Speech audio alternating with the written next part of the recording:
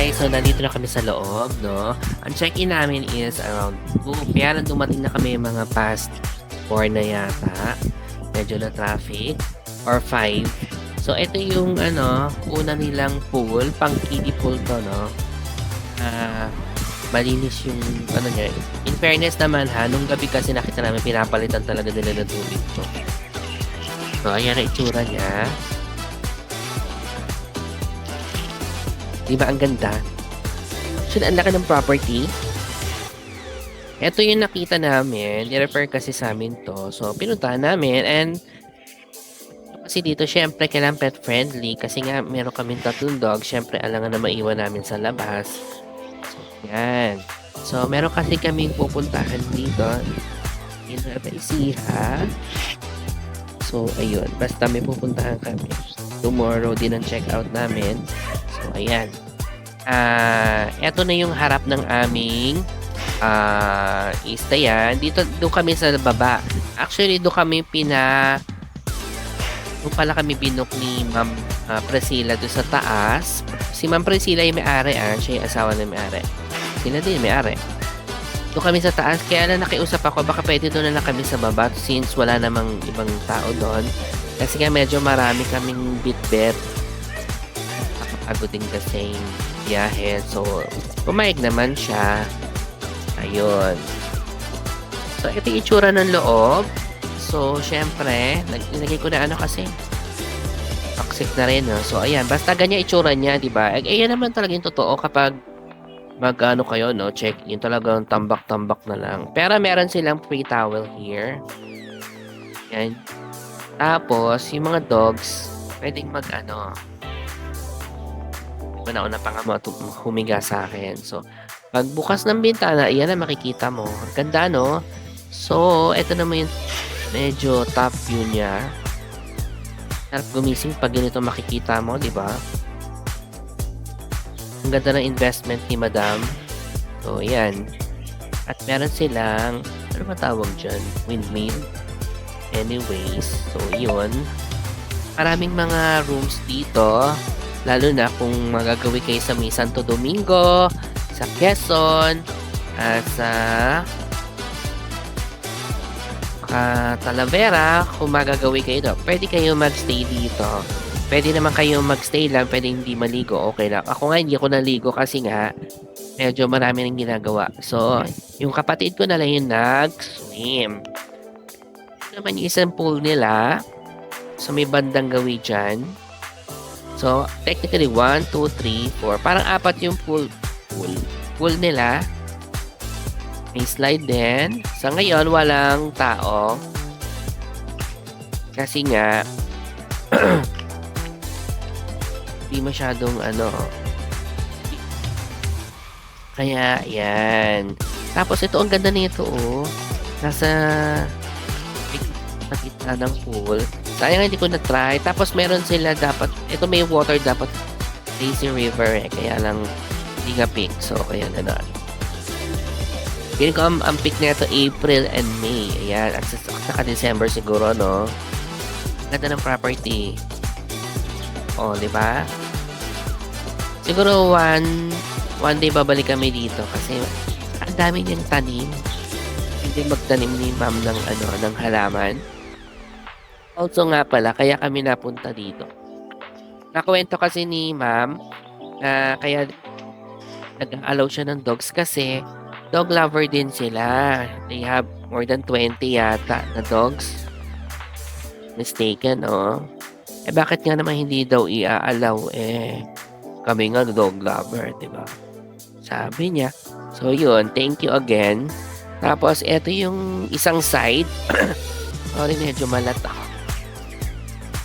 Ito, I think, pang tawag dito, pag may event sa company, ayan yung mga lalaking event, pwede kayo dito, oh. Ang laki.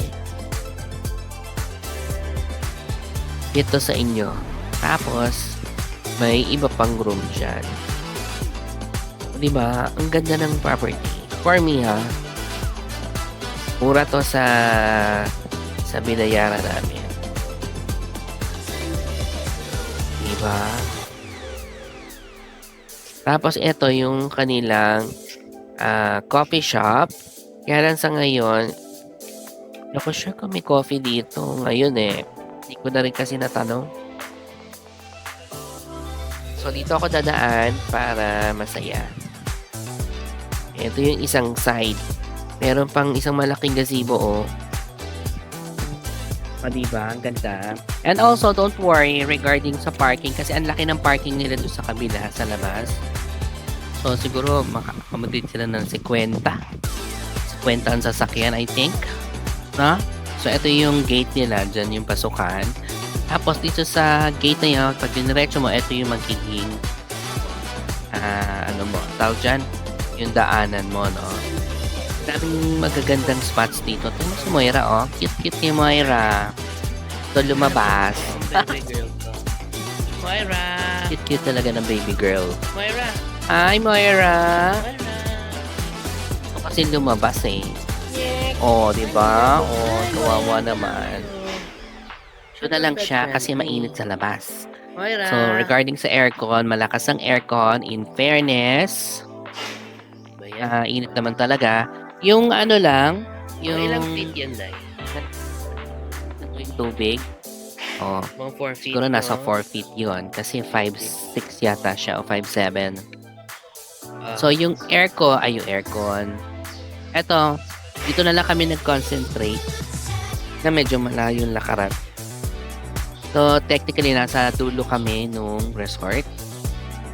Ang tahitahimik dito, guys. As in, yung mga nagkakantahan doon sa kabila. So, ito nga, pauwi na kami. Yung mga basura namin, nilabas na namin. Meron kaming dalang sariling trash bag. So, again, kukunin ko na sila. And bago kami umalis, inayos muna namin. Ganyan talaga kami kapag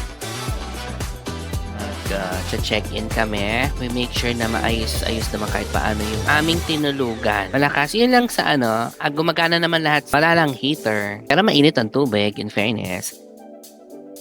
So, ito yung kanilang... Ang tawag dito, ate? Tindahan, restaurant. Okay. Say hi! Hi, ate! Sama kita sa vlog, ah. Okay. Yun, oh. Say hi! Hello, baby boys! Yay! Nga yung ating experience dito sa Cottage Farm Resort and Hotel dito sa may Santo Domingo in Nueva Ecija. So ano pa hinintay natin, i-rate natin siya based on our experience lang ha. Yung price niya is 5 out of 5 AO points. For me, it's so affordable. Nakabot kaya talaga. In fairness, yung accommodation nila, I think bibigyan namin to ng 4.5. Una, nakatulog kami talaga. Kahit may mga hayop or mga kambing dun sa kabilang side, imik siya talaga. At saka malinis naman yung kapaligiran and yung mismong tinulugan namin. Buok yung flush. Aircon malakas. Sa amenities niya is bibigyan natin siya ng 4.5 out of 5 AO points. For me, hindi naman kasi kami maselan. Maayos na to. So, para sa ganung price, bongga na yun, no? Basta hindi ka maselan. For me, it's 4.5 out of 5 AO points. So, bongga siya.